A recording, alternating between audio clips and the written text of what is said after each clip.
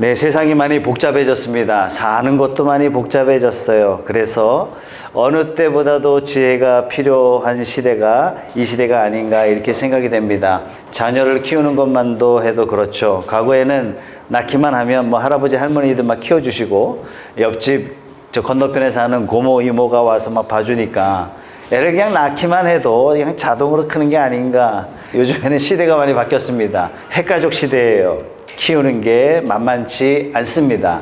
부부관계도 그렇습니다. 옛날에는 그냥 결혼하면 돼요.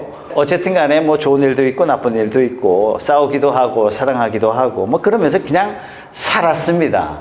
그런데 요즘에는 많이 다릅니다. 10쌍이 결혼하면 6쌍이 이혼한다는 통계청의 발표가 있습니다. 부부관계 만만치 않습니다. 직장 생활도 마찬가지죠. 옛날에는 직장 한번 들어가면 20년 근속, 30년 근속 이게 많았습니다. 근데 요즘에는 그렇지 않습니다. 직장 생활하는 것이 어렵고 힘듭니다. 사업을 운영해도 한 치 앞을 내다볼 수 없는 불안감이 늘 존재합니다. 그래서 지금 이 시대는 어느 때보다도 지혜가 필요한 시대가 아닌가 이렇게 생각이 됩니다. 그런 관점에서 우리 기독교인들은 매우 유리한 것 같아요. 왜냐하면 지혜의 근원 되신 하나님의 말씀이 담긴 책을 우리가 늘 가지고 있잖아요. 우리는 이 세상 사람처럼 이랬다 저랬다 그럴 필요가 없어요. 또 이 세상에 여기도 지혜 있다 저기도 지혜 있다 이런 지혜 때문에 우리가 고민할 필요도 없습니다. 여러분 자동차가 문제 생겼어요. 어떻게 하면 돼요? 원래 제조사의 제품을 갖다가 끼우면요 제일 말을 잘 듣습니다. 왜요? 차를 만드는 회사니까. 마찬가지로 사람도 하나님이 만드셨으니까 우리 인생에 꼭 필요한 지혜를 하나님께 구하면 하나님께서는요 마치 자동차 제조사에서 만든 것을 끼우면 딱 맞는 것처럼 우리 인생도 하나님이 주시는 지혜로 살면 딱 맞습니다. 그래서 우리는 하나님의 뜻을 찾고 하나님의 지혜를 찾아야 됩니다. 그래서 성경에 우리 인생사에 필요한 것들이 다 담겨져 있는데 어떤 것들은 구체적인 대답이 없는 경우도 있습니다. 예를 들면 대학 진학을 앞둔 자녀가 하나님 저 이과 갈까요? 문과 갈까요? 예, 성경의 거대한 원칙 가운데는 분명히 답이 있지만 구체적으로 답을 얻으려면 답을 못 찾을 경우가 너무나 많습니다. 직장을 그만두고 하나님 사업을 할까요 말까요? 이런 질문에 대해서도 성경은 거대한 원칙적인 답은 찾을 수 있지만 그 구체적인 답을 찾는 게 쉽지는 않습니다. 그래서 인생의 큰 문제 작은 문제든 우리를 인도하기를 원하시는 하나님께서는 다른 방법으로 우리에게 말씀해 주세요. 하나님께서 우리에게 3가지 통로를 통해서 말씀을 전해 주시는데요. 첫 번째는 뭐냐면 성경을 통해서 말씀해 주십니다. 이게 대부분이죠, 사실상.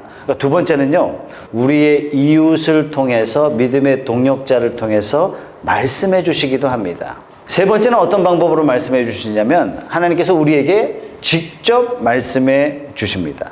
하나님께서 우리의 앞길을 인도해 주시기 위해서 여러 가지 방법을 마련해 놓으셨는데 저는 오늘 두 번째에 좀 집중하고 싶어요. 이웃을 통해서 말씀해 주신다면 그렇다면 과연 어떤 분의 말이 하나님이 주시는 지혜냐 이걸 고르는데 조심할 필요가 있겠죠. 그죠? 교인이라고 해서 다 하나님의 지혜를 말한다거나 교인이 말한다고 해서 다 하나님으로부터 온 것이 아니기 때문에 그렇습니다. 나도 기도하는데 내 기도하는 중에 떠오르는 생각이 하나님이 주신 생각일 때도 있고 하나님이 주신 생각이 아닐 때도 있기 때문에 그렇습니다.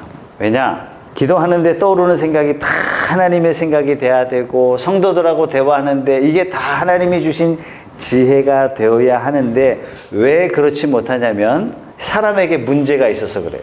모든 사람에게는 이중성이 있기 때문에 그렇습니다.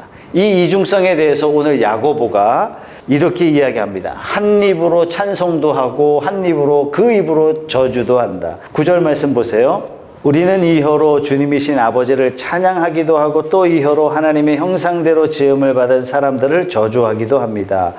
또 같은 입에서 찬양도 나오고 저주도 나옵니다. 나의 형제 자매 여러분, 이렇게 해서는 안 됩니다. 샘이 한 구멍에서 단물과 쓴물을 낼 수 있겠습니까? 나의 형제 자매 여러분, 무화과 나무가 올리브 열매를 맺거나 포도나무가 무화과 열매를 맺을 수 있겠습니까? 마찬가지로 짠 샘은 단물을 낼 수 없습니다.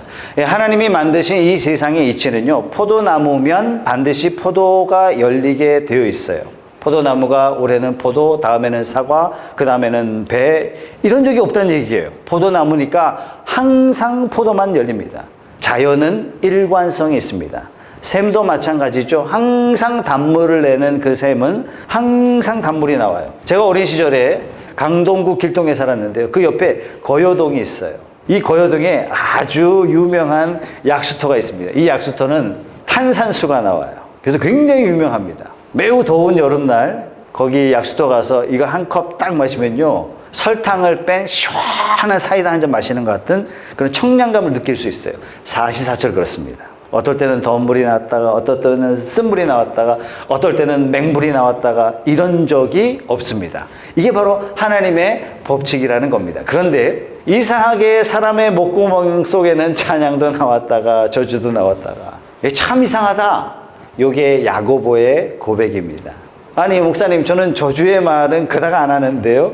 여러분, 저주의 말이 별게 아닙니다. 남이 못됐으면 하는 게 그게 저주예요. 우라질놈, 문디자스, 이 사실상 다 저주의 말이잖아요. 그죠? 우라질놈, 이게 오라질에서 나왔습니다. 오라가 뭐예요? 오랏줄, 포승줄에 묶여갈 놈, 범죄자가 될 놈, 이거 욕이에요. 사실은 빌어먹을 놈, 뭐예요? 빌려서 먹을 사람, 자기 능력이 안 되는 거예요. 가난해서 얻어먹고 살아라, 이 사실상 저주의 말이죠. 저는 자꾸만 신앙생활 하면 할수록 말에 파워가 있다. 말에 파워가 있는데 기도는 얼마나 커다란 파워를 가지겠습니까? 우리 목장 모임에서 경험하잖아요. 기도하는 것마다 하나님께서 놀랍게 응답하세요. 하나님께서 이 세상을 어떻게 만드셨죠? 말씀으로. 그래서 사람이요, 말하는 대로 되어지는 게 너무나 당연해요. 그래서 우리 자녀를 키울 때 또 꿈을 키워주는 긍정적인 말을 자꾸 해줘야 하는 이유가 거기 있습니다. 그런 사람이 될 거라 기대를 하고 좋은 말을 많이 해주면 그런 사람이 됩니다. 반대로 아이고 우라질 놈, 아이고 빌어먹을 놈, 그러면 그런 사람이 돼요. 인간관계도 마찬가지인 것 같아요. 아, 저 사람 못 믿을 사람이야. 그러면 내 마음에 불신만 커져요. 아, 저 사람은 거짓말을 잘해. 그러면 나는 누구도 믿지 못하는 사람이 되고 맙니다. 여러분, 이게 바로 저주인 것 같아요. 특별히 우리 크리스찬으로서 우리 목에서 찬양과 저주가 아주 쉽게 나옵니다. 이게 참 이상하죠. 우리 교회는 뭐 큰 문제는 없습니다만, 문제 많은 교회 이야기를 들어보면요, 회의할 때 뭐 이놈 저놈 뭐 난리가 아니다라고 저희는 아주 구체적으로 들어요. 여러분, 교회 회의할 때 뭐 하고 시작해요? 기도하고 하잖아요. 교회 할 때 뭐 해요? 찬양하고 시작하잖아요. 근데 회의가 짙어지면 짙어질수록 나중에는 뭐 이놈 저놈 하면서 싸운다는 얘기예요. 야고보는 이걸 보고 이상하다. 제가 신학교 다닐 때 쉬는 시간만 되면 족구 축구를 했어요. 그런데 제가 어떤 계기로 족구 축구를 한순간에 그냥 딱 끊어버렸어요. 신학교별로 모여가지고 축구대회를 열었습니다. 왜 신학교별로 모여가지고 축구대회를 열었을까요? 목적이 뭐죠? 1등 가리는 겁니까? 아니에요. 목적이 친목이에요. 그래서 총신, 장신, 합신, 대신, 이렇게 장로교, 대표, 교단의 신학교들이 다 모였는데 어떻게 시작할까요? 다 기도하고 시작하죠. 찬양하고 기도해요. 찬양하고 시작했어요. 응원가 뭐 부를까요? 응원가. 찬송가 부르는 거예요. 예수님 찬양, 예수님 찬양, 이렇게 부르는 거예요. 그런데 자기에게 불리하면 여기저기서 뭐 개새끼, 소새끼 나오고, 뭐 10원짜리, 뭐 20원짜리 뭐 이게 나오는 거예요. 침묵을 위해서 왔다가 네가 반칙했느니, 뭐 심판 매수했느니, 뭐 같은 편 못하는 사람이 있으면 뭐 이렇게 SS 소리 나오고 쌍 소리 나오고 바닥이 다 드러나는 거예요. 그래서 딱 끌어버렸어요. 아니, 시작은 찬양과 기도로, 마무리는 서로를 향한 욕과 분노와 갈등으로 마치고 말았어요. 침묵을 위해서 모였지만 더 이상 침묵이 불가능한 거예요. 제1회 축구 대회 했지만 더 이상의 제2회는 불가능했던 겁니다. 여러분, 이게 신학교만 그렇습니까? 다 그렇습니다. 왜 그럴까요? 이거는 인간의 이중성 때문에 그렇습니다. 우리가 예수님을 영접하고 하나님의 자녀로서 다시 태어났습니다. 그러나 여전히 우리는 육신을 입고 있기 때문에 정말 하나님의 자녀로서 거듭난 자녀로서의 특성이 나타날 때도 있지만 어떨 때는 육신적 욕망이 우리를 뒤덮고 있기 때문에 그것들이 더 많이 나타날 때가 더 많습니다. 그래서 이 땅에 사는 성도의 삶의 모습은 모순입니다. 우리가 지혜를 구할 때도 이분이 하나님의 지혜의 말씀을 한다고 해서 늘상 그런 게 아니라는 것을 우리가 전제해야 됩니다. 어떤 것이 하나님의 지혜인지 볼 때 이분이 혹시 육신 가운데 말하는 것인지 욕망 가운데 말하는 것인지 인간적인 마음으로 말하는 것인지 분별할 수 있어야 됩니다.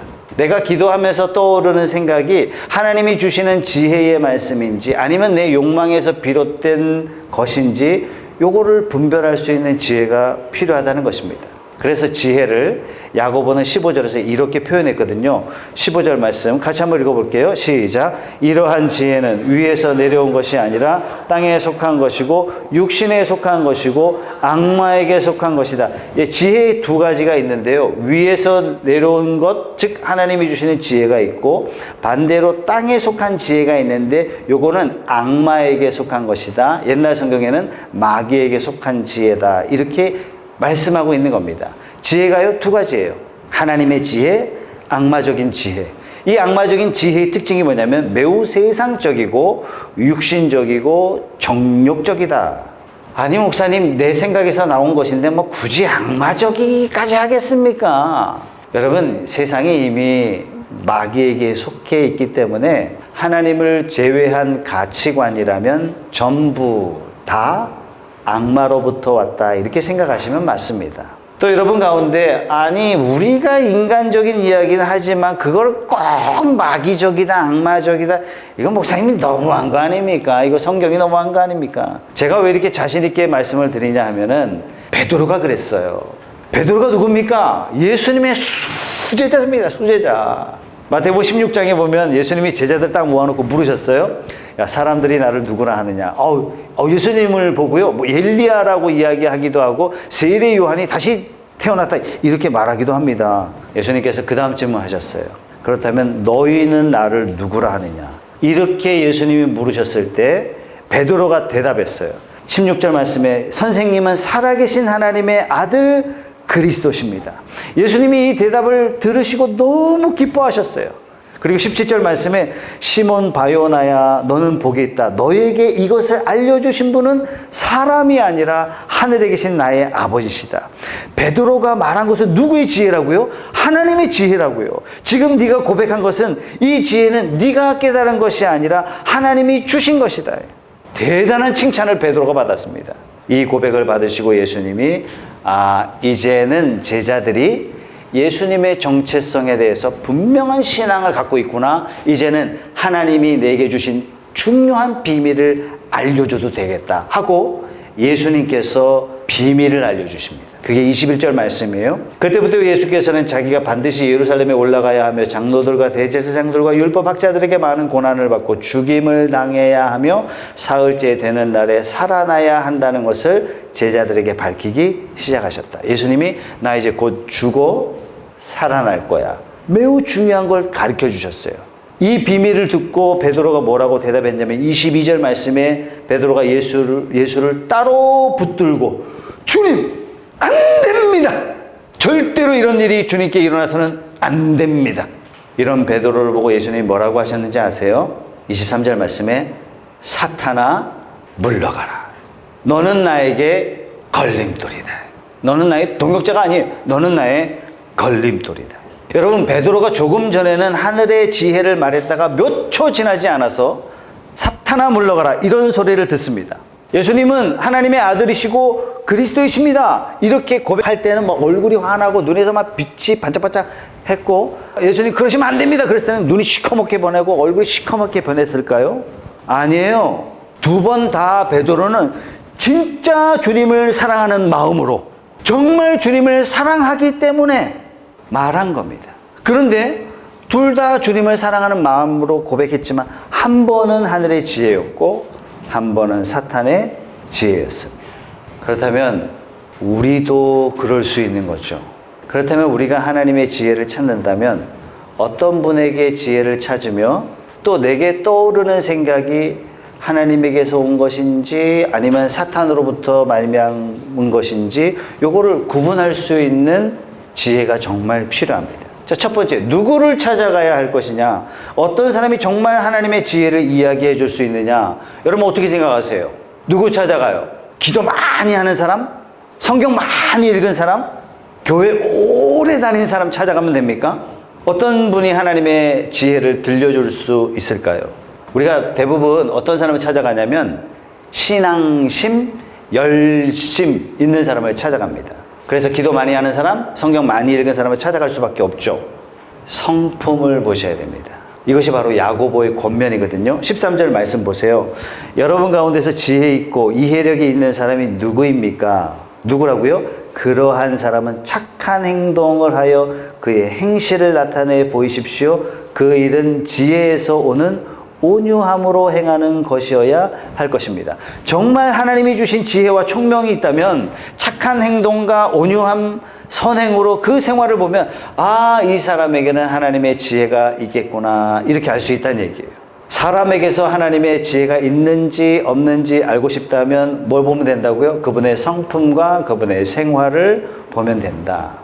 아니, 그렇다고 해서 생활이 예수님처럼 완벽해져야 된다 그런 얘기는 절대로 아닙니다. 누가 그러면 지혜 있는 사람이 될 수 있겠습니까? 자, 성품 가운데 뭘 보면 된다고요? 아, 이 사람이 온유한 사람인가? 어떤 분의 삶 가운데 온유함이 나타나면 그분의 말씀이 하나님이 주시는 지혜다 이렇게 귀를 기울여도 거의 맞습니다.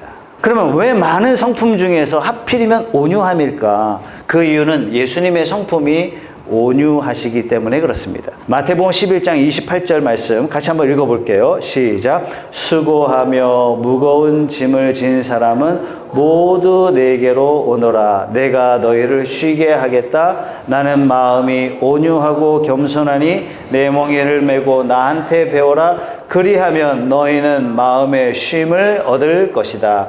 예수님께서 당신의 성품을 어떻게 표현하셨냐면 나는 온유하다 이렇게 말씀하셨어요. 예수님의 성품 중에 가장 큰 특징이 뭐냐 그러면 온유입니다. 그렇다면 여러분 주변에 온유하신 분이라면 이분은 예수님의 성품을 닮으신 분이니까 생각하는 것도 예수님처럼 하시는 분이다 이렇게 믿으셔도 거의 맞습니다. 여러분들이 만약 어떤 분에게 하나님의 지혜를 좀 얻고 싶다 그러면 누구 찾아간다고요? 온유한 사람을 찾아가면 됩니다. 자, 우려되는 것은 뭐냐? 어떤 분은 우유부단한 성품을 온유하다 이렇게 보시는 분도 계십니다. 절대로 안 그렇습니다. 또 어떤 분은 순한 것을 온유하다 이렇게 생각하세요. 순한 것이 온유하기도 하고 아닐 수도 있죠. 남이 주장하면 그냥 질질 끌려가는 것 이거 온유한 성품 아닙니다. 예수님 끌려다니지 않으셨습니다. 온유란 뭐냐? 자기가 능력이 있으면서 그 능력을 쓰지 않는 것을 온유라고 이야기합니다. 어떤 사람이 나에게 모욕감을 줬어요. 깊은 상처를 줬어요. 내가 얼마든지 맞서 싸울 수 있고 이길 능력도 있고 이길 만한 힘도 있지만 참는 거예요. 이게 온유한 사람이에요. 그래서 직장에서 상사가 나한테 아주 못되게 굴고 나를 막 힘들게 하는데 내가 참는 거 이건 온유일 수도 있고 온유가 아닐 수도 있죠. 반대로 내 밑에 있는 사람이 막 기어오르려고 할 때 참아줄 때 이거는 온유입니다. 온유는 내가 능력을 충분히 가지고 있지만 내가 그 능력을 쓰지 않을 때 이것을 온유함. 예수님이 그러셨죠. 예수님 십자가 달리실 때 악인들이 주변에 몰려와서 예수님을 조롱합니다. 야, 네가 정말 하나님이면 내려와 봐, 내려와 봐. 예수님 뭐라고 대답하셨죠? 내가 하나님께 기도하면 지금 당장에라도 수천의 수만 군대를 보내서 너희들을 한순간에 멸망시킬 수 있다. 근데 왜 예수님이 십자가 지셨죠? 왜 예수님께서 십자가에서 그 치욕과 모욕감과 죽음에 대한 깊은 두려움과 이거 왜 다 받으셨어요? 이유는 딱 하나예요. 우리를 구원하시기 위해서. 예수님이 잡혀서 고난받으시고 십자가에 오신 것은 예수님이 약해서 받으신 것이 아닙니다. 얼마든지 맞서 싸울 수 있고 예수님은 그 십자가에 못 박는 모든 사람들을 단 한순간에 없애버리실 수 있으셨지만 예수님이 참으신 것은 그래야 구원의 사역을 이루실 수 있기 때문에 예수님께서 인내하신 것입니다. 그래서 예수님은 온유하시다. 비록 내가 아는 게 많지만 지식을 과시하지 않는 거예요. 이게 온유함이에요. 나는 많이 알지만 내가 들어주는 거예요.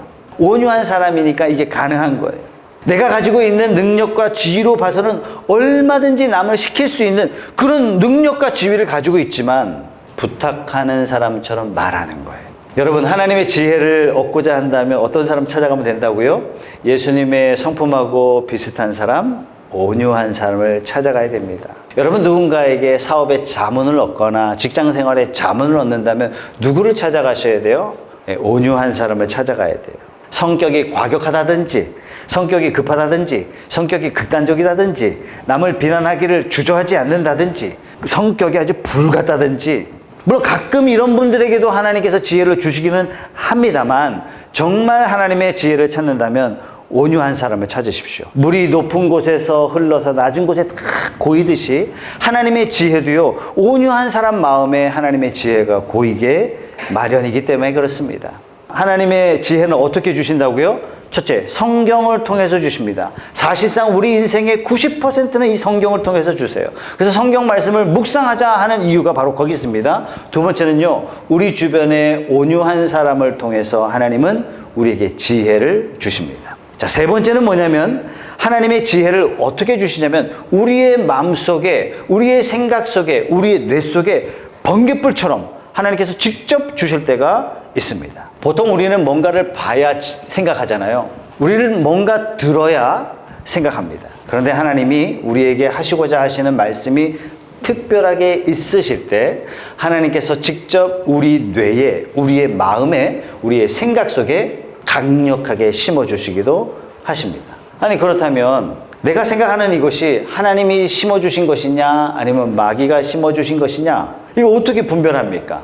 그것도 나와 있습니다. 동기를 보면 알 수 있다. 14절 말씀 보세요. 같이 한번 읽어볼게요. 여러분의 마음속에 지독한 시기심과 경쟁심이 있으면 자랑하지 말고 진리를 거슬러 속이지 마십시오. 이러한 지혜는 위에서 내려온 것이 아니라 땅에 속한 것이고 육신에 속한 것이고 악마에게 속한 것입니다. 이미 마음의 동기가 시기와 다툼과 경쟁심과 자랑에서 나온 것이라면 그 과정이 아무리 좋은 것이라도, 그 결과가 아무리 좋아도 그것은 하나님의 지혜가 아니다 하는 것입니다. 시기란 뭡니까? 남과 비교하는 겁니다. 그래서 내가 내린 결정이 남들을 이겨보고 싶은 그런 마음에서, 남과 비교하는 마음에서 나온 것이라면, 남과 경쟁심에서 나온 것이라면 이것은 아무리 그럴듯한 지혜일지라도 하나님이 주신 지혜가 아니다. 이렇게 결정하면요, 거의 맞다는 얘기예요.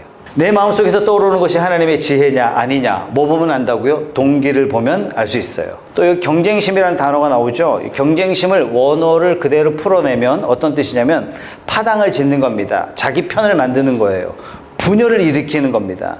지금 내가 떠오르는 이 생각이 분파를 만들어내고 당을 짓게 만들고 편을 가르게 만드는 것이라면 이건 절대로 하나님이 주신 지혜가 아니에요. 하나님이 주신 지혜냐 아니냐, 뭐 보면 안다고요? 동기를 보면 안다. 동기가 불순하면요, 하나님의 지혜가 아니기 때문에 일이 잘 되는 것 같다가도 반드시 일이 꼬이게 마련입니다.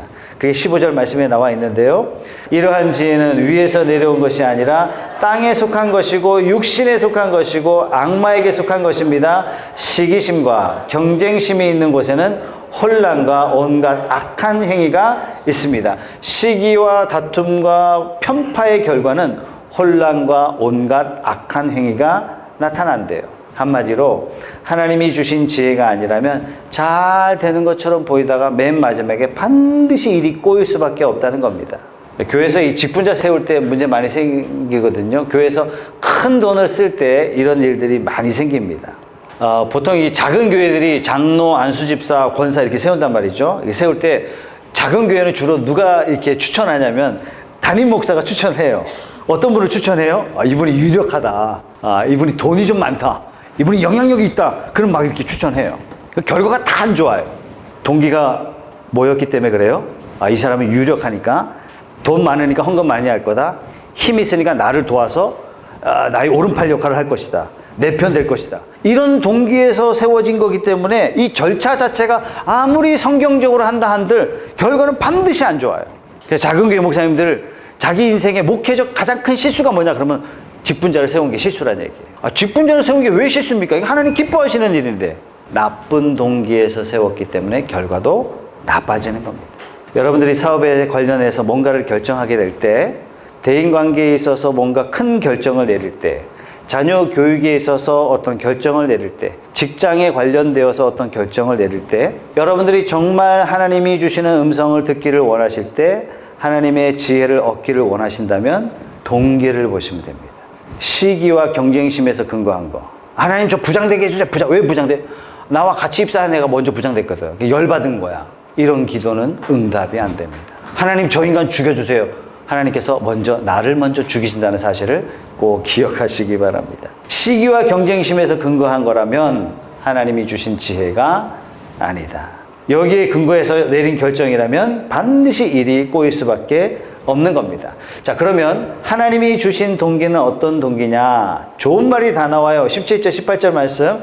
그러나 위에서 오는 지혜는 우선 순결하고 다음으로 평화스럽고 친절하고 온순하고 자비와 선한 열매가 풍성하고 편견과 위선이 없습니다. 정의의 열매는 평화를 이루는 사람들이 평화를 위하여 그 씨를 뿌려서 거두어 드리는 열매입니다. 순결하다. 뭡니까? 순수하다. 뭐가 순수한 건가요? 하나님만 생각하는 동기예요. 이게 하나님이 주신 지혜이기 때문에 그렇다는 얘기예요. 평화스럽다. 여러분, 평화는 뭐죠? 나만 좋다고 해서 평화가 생기는 게 아니잖아요. 그죠? 평화스럽다 이 말은 모두가 좋다는 얘기예요. 다시 말해서 모두에게 유익이 되었다는 얘기입니다. 예수님의 십자가가 왜 평화입니까? 예수님의 십자가가 왜 화목입니까? 하나님도 좋고 죄인도 좋은 거예요. 둘을 만족시킨 거예요. 모두가 좋은 거예요. 친절, 서로 덕스럽게 했다는 얘기예요. 선한 마음, 온순한 마음으로, 자비의 마음, 서로를 불쌍히 여기는 마음으로 내려진 결정이란 얘기입니다. 여러분, 하나님이 주신 지혜는요, 그 맨 마지막에 단 한마디로 딱 추격하면 18절에 나오는 단어예요. 평화예요, 평화. 평화를 다른 말로 어떤 말이죠? 화목입니다, 화목. 하나님이 원하시는 열매가 의의 열매고 정의의 열매인데, 이 정의의 열매는 어떻게 거두어지냐면 평화를 이루는 사람을 통해서, 다시 말해서 화목해 하는 사람, 화평케 하는 사람을 통해서 하나님께서는 정의의 열매를 거두신다는 겁니다. 여러분 주변에 때려쳐 갈라서 붙어 싸워, 이거 다 마귀가 주는 지혜입니다. 대체적으로 그렇게 보시면 맞습니다. 하나님이 주신 지혜는 화목을 심는 자를 통해서 정의의 열매를 거두십니다. 하나님의 지혜는 화목해 합니다. 우리가 사는 이 세상 정말 지혜가 많이 필요한 그런 세상입니다. 그러나 성도는요, 정말 복받은 사람들이에요. 왜요? 하나님이 주시는 말씀이 있잖아요. 하나님의 말씀이 담긴 성경을 늘 가까이 할 수 있는 그런 은혜가 저와 여러분들에게 있지 않습니까? 뿐만 아니라 하나님께서는 우리의 이웃을 통해서 말씀해 주십니다. 또 우리가 영적으로 성숙해지고 영적 감수성이 높아질 때 하나님께서는 우리에게 직접 말씀해 주십니다. 사랑하는 성도 여러분, 우리 인생 너무 힘들게 생각하지 맙시다. 우리가 아무리 사면초가라 할지라도 하나님께서 예비하신 길이 있고 방법이 있습니다.